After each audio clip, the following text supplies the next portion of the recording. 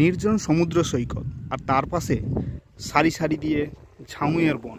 বালিতে জন্মানো কিছু লতা পাতা গুল্ম জাতীয় কিছু উদ্ভিদ যার শোভাকে অনেকটাই বাড়িয়ে দিয়েছে। দুপুরবেলা প্রচণ্ড রোদ, কিন্তু সমুদ্রের ঠান্ডা বাতাস সেই রোদটাকে কোথাও যেন ফিকে করে দিচ্ছে।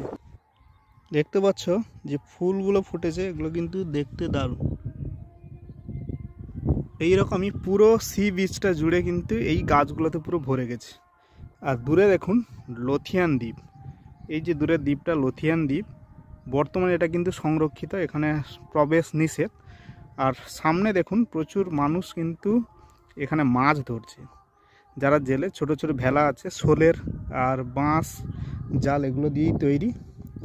তো আজকের আমি এসেছি লালগঞ্জ। এই যে সাইডটা দেখতে পাচ্ছ একদম দেখুন সারি দিয়ে কিন্তু ঝাউঁয়ের বন। প্রথম যখন এসেছিলাম ঝাউ বনগুলো অনেকটা ছোট ছিল, বর্তমানে কিন্তু ঝাউ বনগুলো অনেকটা বড় হয়েছে। আর এদিকের যে অংশটা রয়েছে মেনলি এদিকে ম্যানগ্রোভ ধরনের গাছ রয়েছে। এই জায়গাটা ঢোকার সময় ম্যানগ্রোভ গাছ, তারপর ঢুকতে হয়। অন্যান্য সময় শীতকালে এখানে শুটকি মাছের সব শুটকি মাছ তৈরির জন্য ঘরগুলো বাঁধা হয়ে যায়, প্রচুর মানুষ থাকে এখানে, নৌকোরও প্রচুর ভিড় থাকে। তো বর্তমানে মোটামুটি ফাঁকা। আর এই যে লালগঞ্জ বর্তমানে কিন্তু বেশ ফেমাস, মানুষজন বেশ আসে। এই কারণে আসে কারণ এখানকার যে সি বিচ একদম নির্জন, সঙ্গে ওদিকে প্রচুর লাল ক্যাংড়া থাকে। লাল ক্যাংড়াও আপনি প্রচুর দেখতে পাবেন। এখানকার মাছ ধরা, সঙ্গে সমুদ্রটা একদমই সি বিচের পাশেই, মানে জলটা যেটা বকখালিতে কিন্তু হয় না।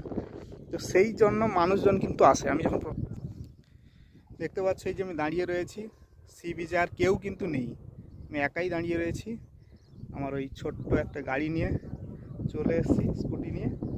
আর পুরো জায়গাটা একদম নির্জন, ওখানে লোকজন মাছ ধরছে, সমুদ্রের ওখানে মাছ ধরছে। তো এই রকম সি বিচে এই দুপুরবেলা আজকে রোদটা একটু তুলনামূলক কম, মেঘলা হচ্ছে বারবার, তো সেই কারণে আসতে পেরেছি। না হলে খুব রোদ হলে তখন কিন্তু অসুবিধা, আসা যেত না। তো এই জায়গাটা কিন্তু দিন দিন গুরুত্ব কিন্তু বাড়ছে। আর এখানে লালগঞ্জে হোমস্টেও হয়েছে, যেটা কিন্তু প্রথমে একটা ছিল, এখন নতুন আরও একটা হয়েছে দেখলাম। আর পুরো সি বিচটা ফাঁকা, সেই জন্য মানুষের অ্যাটেনশানটা কিন্তু এইদিকে বেশি। এখনও কিন্তু প্রচুর মানুষ জানতে বাকি আছে যে লালগঞ্জ কোথায় বা কিভাবে আসা যায়। নামখানা রেলওয়ে স্টেশন থেকে টোটো ভাড়া করলে আরামসে লালগঞ্জ চলে আসবে। অন্যান্য জায়গায় যেমন প্রচুর ক্রাউড ফিল হওয়ারটা থাকে না, এখানে বর্তমানে আছে পাবেন একদম ফাঁকা, ধু ধু করছে। মানুষজন দুপুরের সময় বলে হয়তো আসেনি, বিকেলের দিকে আসবে। বকখালিতে যারা ঘুরতে যায় তারাও কিন্তু আসে, কারণ বকখালিতে কিন্তু জল অনেক দূর গিয়ে তবে জল পাবেন। এখানে হচ্ছে নদীর, এটা হচ্ছে নদী, এই নদীটা এসেই জাস্ট বঙ্গোপসাগরের, এটা মোহনা। তো মোহনা দেখার একটা সুন্দর সুযোগ আপনাদের কাছে থাকে। ওই দূরে দেখুন একটা ছোট্ট একটা দ্বীপ মতন দেখা যাচ্ছে। ওই যে দূরের যে নৌকোটা ভেলাটা রয়েছে ওর পর দেখুন ছোট্ট একটা দ্বীপ বর্তমানে হয়েছে, মানে পলি জমে জমে ওখানেও নতুন একটা দ্বীপ হয়েছে। ভাটার সময় ওখানে যাওয়া যায়, কিন্তু ওটা খুবই ডেঞ্জারাস। জায়গাটা যদি ভালো লাগে তাহলে অবশ্যই এসে একবার ঘুরে যাবেন। তো ভালো থাকবেন, দেখা হবে আবারও সামনের দিনে নতুন কোনো ব্লগে।